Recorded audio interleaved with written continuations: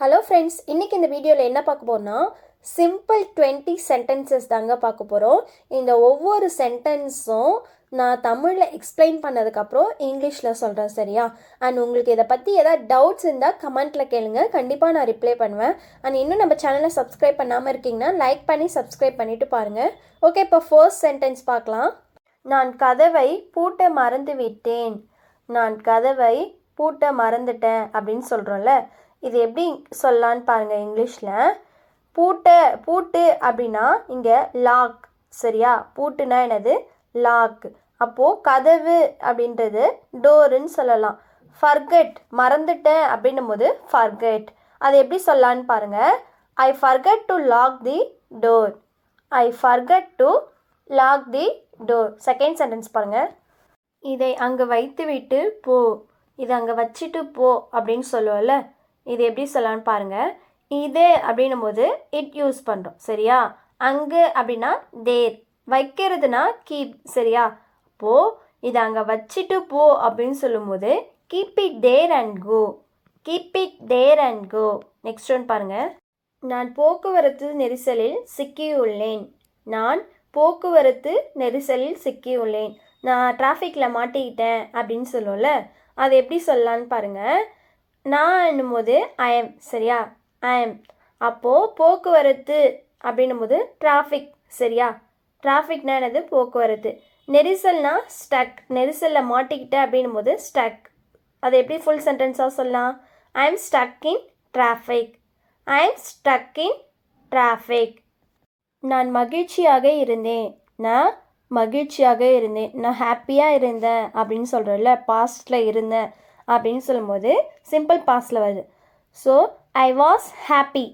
I was happy, ரொம்ப simple. Next one பாருங்கள். நீ சொல்கிறத கேட்க நான் தயாராக இல்லை. நீ சொல்கிறத கேட்க நான் ரெடியாக இல்லை அப்படின்னு சொல்லுவேன்ல, இங்கே நீ சொல்கிறத கேட்க அப்படின்னா லிசன் டு யூ, சரியா? நீ சொல்கிறத கேட்கறது அதுனா லிசன் டு யூ, சரியா? அப்போது நான் ரெடியாக இல்லை அப்படின்னு சொல்லும்போது I am not ready. I am not ready. அது எப்படி ஃபுல் சென்டென்ஸாக சொல்லலாம்? I am not ready to listen to you. I am not ready to listen to you. Next one பாருங்கள். எனக்கு எந்த கனவுகளும் இல்லை. எனக்கு எந்த கனவும் இல்லை அப்படின்னு சொல்லி கோவத்தில் சொல்லுவோம்ல, இங்கே கனவு அப்படின்னா ட்ரீம்ஸ், சரியா? கனவுகள்னால் என்னது? ட்ரீம்ஸ். கனவுனா ட்ரீம். அப்போது கனவுகள் அப்படின்னும் போது ட்ரீம்ஸ்ன்னு சொல்கிறோம், ப்ளூரலில் வருது. அப்போது என்கிட்ட எந்த கனவும் இல்லை எனக்கு அப்படின்னு சொல்லும்போது I don't have any dreams. இங்கே எந்த அப்படின்னு சொல்லும்போது எனி யூஸ் பண்ணுறோம். அது எப்படி சொல்லலான்னு பாருங்கள். I don't have any dreams.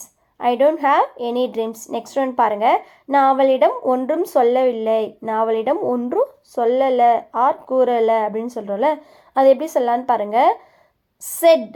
செட்டுனா சொல்லிட்டாங்க, அதுதான் வந்து செட்டுன்னு சொல்லலாம். ஒன்றுமே சொல்லலை அப்படின்னு சொல்லும்போது நத்திங். அவளிடம் அப்படின்னா ஹர். அது எப்படி சொல்லலாம்? ஐ set nothing to her. I set nothing to her. நான் இதை எங்கேயாவது மறைச்சி வச்சிடுறேன் அப்படின்னு சொல்கிறோம்ல, மறைச்சி வச்சிடுவேன் அப்படின்னும் போது எதிர்காலத்தை பற்றி சொல்கிறோம். அப்போது நான் இது எங்கேயாவது மறைச்சி வச்சிடுறேன் அப்படின்னு சொல்லும்போது எப்படி சொல்லலான்னு பாருங்கள். எங்கேயாவது அப்படின்னா இங்கே சம்வேர். எங்கேயாவதுனா என்னது? எங்கேயாச்சும் அப்படின்னு சொல்லும்போது சம்வேர். அப்போது மறைக்கிறது இது எப்படி சொல்லலாம்? ஹைட், சரியா? ஹைட் ஆர் கன்சல் கூட சொல்லலாம். இங்கே எப்படி சொல்லலான்னு பாருங்கள். I will hide it somewhere. I will hide it somewhere. Next one பாருங்கள். அவள் பிரச்சனைகளை உருவாக்க போகிறாள். அவள் பிரச்சனைகளை உருவாக்க போகிறாள். இது எப்படி சொல்லலாம்? ட்ரை பண்ணுங்க பார்க்கலாம். அவள் பிரச்சனைகளை, பிரச்சனை அப்படின்னும் போது ட்ரபிள்ஸ். பிரச்சனைகள்னால் என்னது? ட்ரபிள்ஸ், சரியா? அப்போது உருவாக்குறது அப்படின்னா மேக். அவ பிரச்சனைகளை உருவாக்க போகிறாள் அப்படின்னு சொல்லும்போது ப்ரெசன்ட் கண்டினியூஸில் சொல்கிறோம். அது எப்படி சொல்லலான்னு பாருங்கள். She is going to make troubles. She is going to make troubles. நான் அங்கு வரமாட்டேன். நான் அங்கு வரமாட்டேன் அப்படின்னு சொல்லுவோம்ல, இங்கே மாட்டேன் அப்படின்னா ஓன்ட், சரியா? மாட்டேன் அப்படின்னா என்னது? ஓன்ட். அப்போது நான் அங்கே வரமாட்டேன் அப்படின்னு சொல்லும்போது I won't come there. I won't come there. Next one பார்க்கலாம். வேறு எங்காவது முயற்சி செய். வேறு எங்காவது முயற்சி செய் அப்படின்னு சொல்லல, எங்கேயாச்சும் அப்படின்னு சொல்லும்போது இங்கே சம்வேர் எங்கேயாவது அப்படின்னா என்னது சம்வேர்.